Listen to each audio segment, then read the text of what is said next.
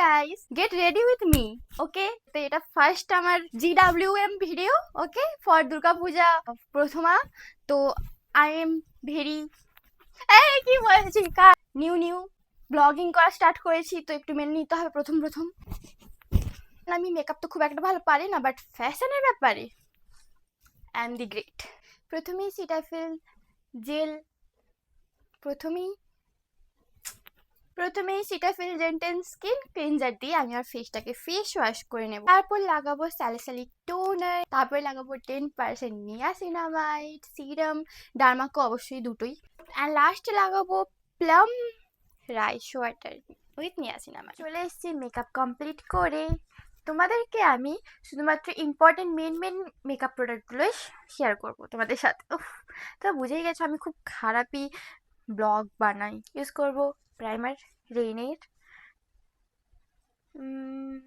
Bollywood filter. আমি actually সব প্রোডাক্টের নাম জানি না, তো তোমাদেরকে কিছু কিছু প্রোডাক্ট দেখেই বুঝে নিতে হবে। তো কনসিলার ইউজ করেছি এইটা, আর মেবলিন নিউ ইয়র্কের ফাউন্ডেশনটা ইউজ করেছি, আর তার সাথে আরেকটা ফাউন্ডেশন ইউজ করেছি টিটির, বিকজ এটা আমার ফেসের সাথে অনেক লাইট শেডের, তো আমি এটা শুধু হাইলাইটের জন্য ইউজ করেছি, আর এটা আমি পুরো ফেসে লাগিয়েছি এই প্রাইমার, এই ফাউন্ডেশনটা। আর সেটিং করার জন্য রেনে বেনানা পাউডার ইউজ করে নিয়েছি।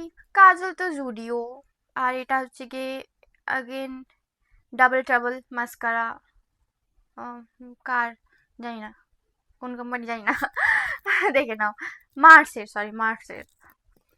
লিপস্টিক ইউজ করেছি মেবলিন, এটা এটার ওপর আমি গ্লস ইউজ করেছি জুডিও।